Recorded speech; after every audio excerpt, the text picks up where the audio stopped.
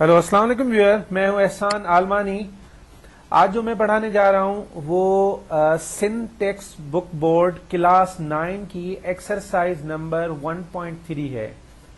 तो exercise start करने से पहले मैं आप सबको ये कहूंगा कि मेरा चैनल सब्सक्राइब करें, लाइक करें, दोस्तों को शेयर करें और उसके साथ साथ बेल आइकन को प्रेस कर दें ताकि जो मेरी न्यू वीडियो आए वो आसानी से आप लोगों तक पहुंच सके। चलते हैं एक्सरसाइज की तरफ। सबसे पहला question, right the base and exponent of the following. इसमें हमें बताना है कि कौन सा बेस है और कौन सा एक्सपोनेंट है। तो ये 3 जो है यहाँ पे बेस है और अगर मैं एक्सपोनेंट की बात करूं तो ये 4 यहाँ पे जो है वो एक्सपोनेंट है। और उसी तरीके से नंबर 2 में जो ब्रैकेट के अंदर जो भी वैल्यू है वो पूरी की पूरी बेस है, मतलब 1/2 पूरा का पूरा बेस है और 3 जो है यहाँ पे वो एक्सपोनेंट है। उसी तरीके से नंबर 3, तो नंबर 3 ब्रैकेट के अंदर जो भी वैल्यू है इट मीन -30, तो -30 पूरी जो है वो बेस है और 20 जो है वो एक्सपोनेंट है। क्वेश्चन नंबर 2 में है identify radicand and index in the following. इनमें हमें रेडिकेंट और इंडेक्स ढूंढना है कि रेडिकेंट कौन सा है और इंडेक्स कौन सा है। तो सबसे पहले हमें ये जहन में रखना है कि रेडिकेंट क्या होता है और इंडेक्स क्या होता है और रेडिकल क्या होता है।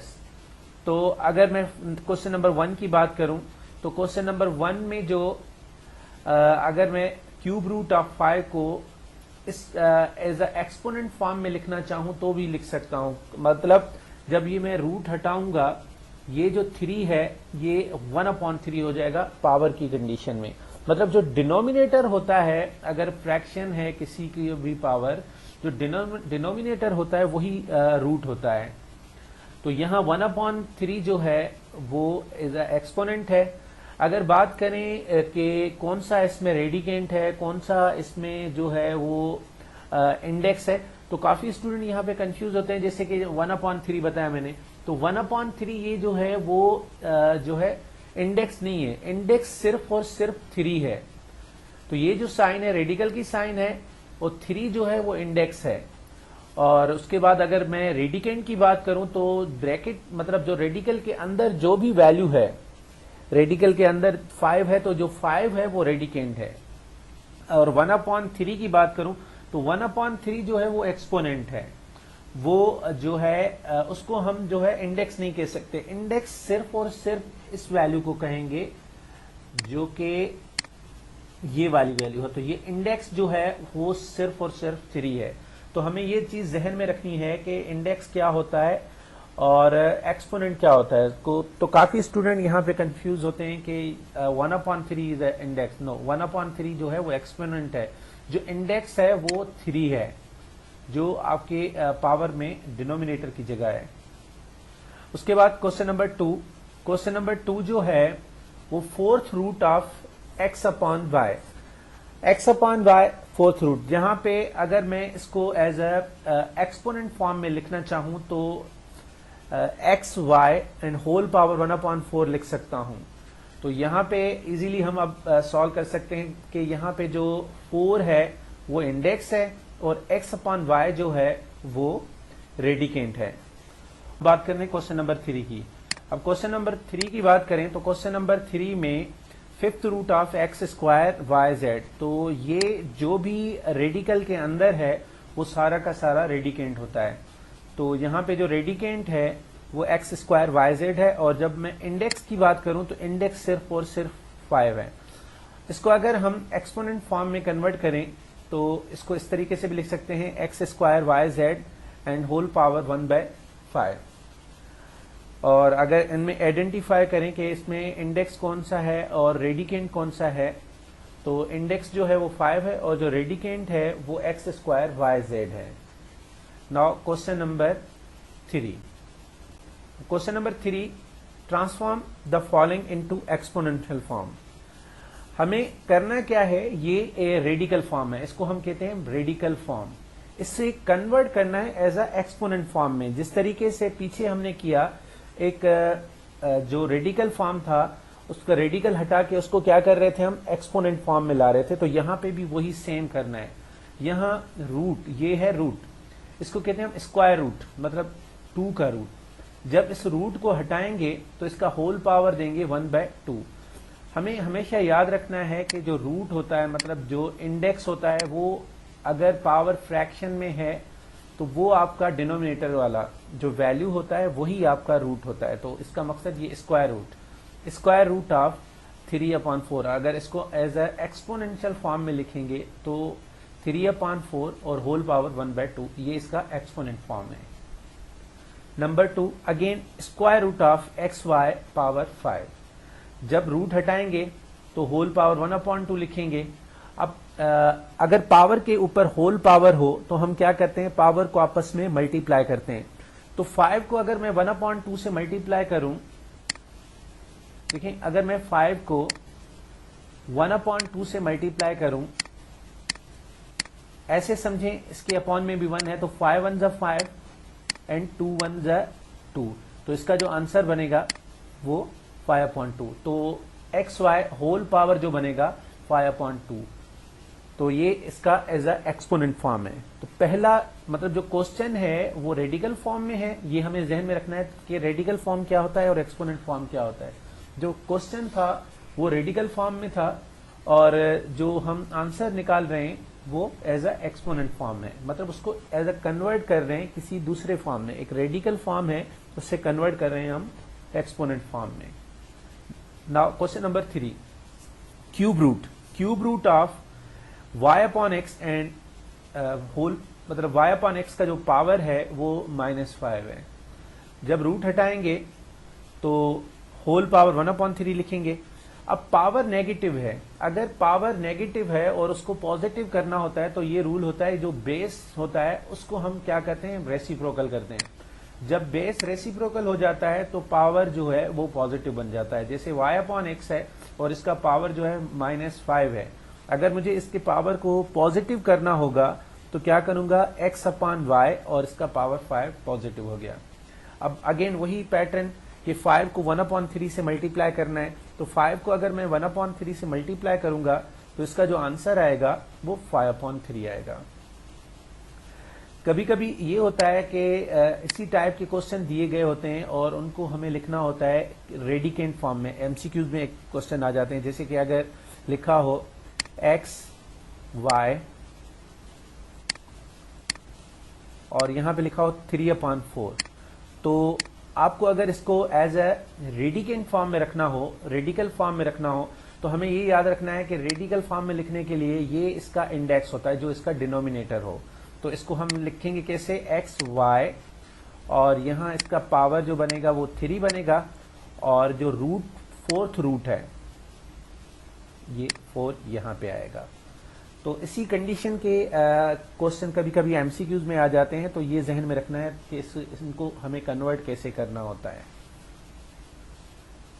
Then question number 4, cube root of yz power 7। Then root हटाएंगे तो होल पावर 1/3।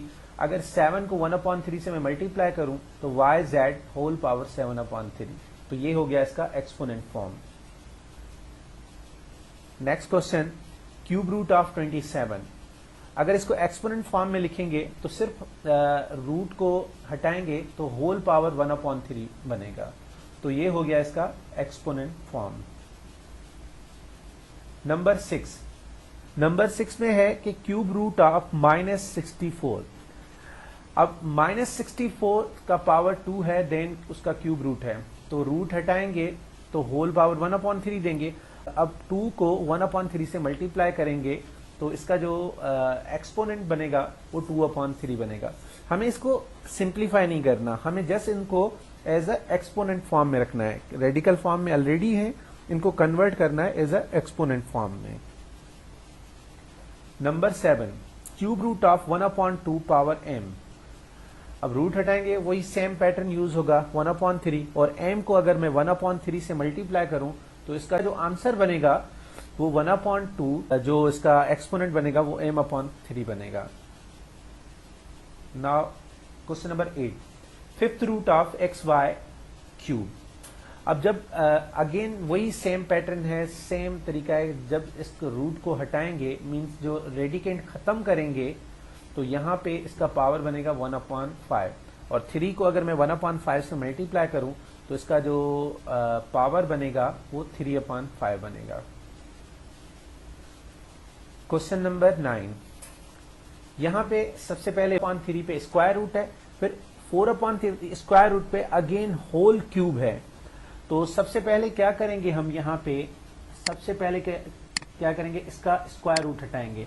जब इसका स्क्वायर रूट हटाएंगे तो 4/3 और इसके जो पावर बनेगा इस कंडीशन के तरीके से, इस तरीके से जो इसका पावर बनेगा वो 1/2 बनेगा और फिर अगेन होल पावर जो बनेगा वो 1/3 बनेगा। इस तरीके से पहले क्या करेंगे, 4/3 का स्क्वायर रूट हटाएंगे तो 1/2 और पूरे का हटाएंगे तो होल पावर 1/3। अब 1/2 को अगर 1/3 से मल्टीप्लाई करें, ये 1/2 है, अगर इसको 1/3 से हम मल्टीप्लाई करें तो इसका जो आंसर बनेगा वो 1/6 बनेगा। तो 4/3 और उसका पावर जो बनेगा वो 1/6 बनेगा। नेक्स्ट क्वेश्चन है, form the following into radical form. अब जो वैल्यू होगी वो एक्सपोनेंट फॉर्म में गिवन होगी, उसको कन्वर्ट करना है एज अ रेडिकल फॉर्म में। मैं ऑलरेडी बता चुका हूं, जो भी आपका पावर होल पावर मतलब फ्रैक्शन में पावर होगा, जो डिनोमिनेटर की जगह वैल्यू होगी वही आपका रेडिकल होगा, मतलब वही आपका जो होगा वो रूट होगा। तो इसका मकसद यहां पे इसका 7th रूट है और 3 को 1 से मल्टीप्लाई करेंगे तो 3 सेम रहेगा। तो इसको मैं ऐसे लिखूं या इसको 5 एंड 3/7 लिखूं तो भी एक ही बात है। तो यहां से हम समझ जाएंगे कि इसका जो इंडेक्स है वो कौन सा बनेगा। जो इंडेक्स है इसका वो 7 है और 3 जो होगा वो सिर्फ और सिर्फ 5 का पावर होगा। नेक्स्ट क्वेश्चन,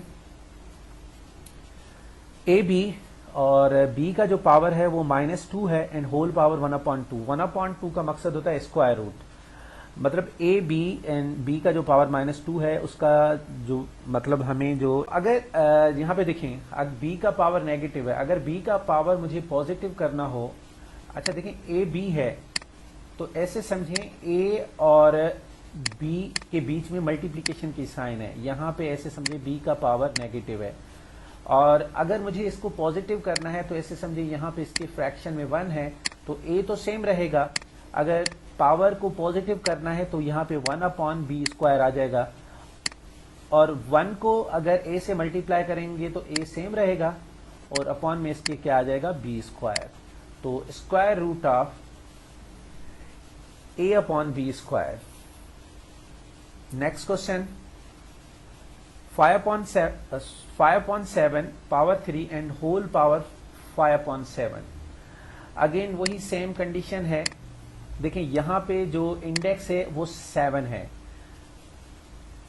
अगर 5/7 टोटल की बात करें तो ये इसका एक्सपोनेंट है और जस्ट मैं इंडेक्स की बात करूं तो ये जो डिनोमिनेटर में वैल्यू है वो आपकी जो है वो इंडेक्स है। सबसे पहले क्या करेंगे, 3 को 5 से मल्टीप्लाई करेंगे। 3 को अगर मैं 5 से मल्टीप्लाई करूं तो यहाँ पे 15/7 आ जाएंगे, तो 7th रूट है और 5/7 का जो पावर बनेगा वो 15 बनेगा। नाउ नेक्स्ट क्वेश्चन है b/a एंड पावर जो है उसका -m/2 है। अगेन ये स्क्वायर रूट है क्योंकि अपॉन में 2 है तो इसका मकसद ये स्क्वायर रूट है। तो इसको फर्दर सिंप्लीफाई करेंगे तो b/a और इसका पावर जो होगा वो -m होगा। अगर मुझे इसका जो पावर है वो पॉजिटिव करना हो तो मैं पहले भी समझा चुका हूं कि जब भी पावर मीन एक्सपोनेंट को अगर आप लोगों को पॉजिटिव करना हो तो हम क्या करते हैं, बेस जो भी होता है उसका हम रेसिप्रोकल ले लेते हैं। तो ये स्क्वायर रूट और जो बेस है b/a है तो यहाँ पे बन जाएगा a/b, क्योंकि पावर नेगेटिव दोनों के ऊपर है तो यहाँ पे m पावर जो होगा वो पॉजिटिव बन जाएगा। क्वेश्चन नंबर 5 में 11/13 इन मल्टीप्लाई 12/13 होल पावर 1/5। जो 5th रूट है ये दोनों के ऊपर है, दोनों की प्रोडक्ट के ऊपर है, तो हम रूट को भी इन दोनों की प्रोडक्ट के ऊपर ही देंगे। तो 5 इसमें इंडेक्स है और ये 11/13 मल्टीप्लाई 12/13 जो है वो रेडिकेंट है। अल्लाह हाफिज। इसके साथ साथ अगेन मैं आप सबको ये कहूँगा कि मेरा चैनल सब्सक्राइब करें, लाइक करें, दोस्तों को शेयर करें और उसके साथ साथ बेल आइकन को प्रेस कर दें ताकि मेरी जो न्यू वीडियो आए वो आसानी से आप लोगों तक पहुंच सके। और उसके साथ साथ मुझे सजेशन भी करें कि हो सकता है कुछ मेथड आप लोगों को डिफ़िकल्ट लग रहे हों और मेरे समझाने का तरीका जो है वो और भी मुश्किल आप लोगों को लग रहा हो, तो उसको एज अ ईजी कैसे बनाऊं, तो आप अपनी सजेशन भी दे सकते हैं मुझे। इंशाल्लाह मुझे आप लोगों की सजेशंस का इंतज़ार रहेगा। अल्लाह हाफिज़।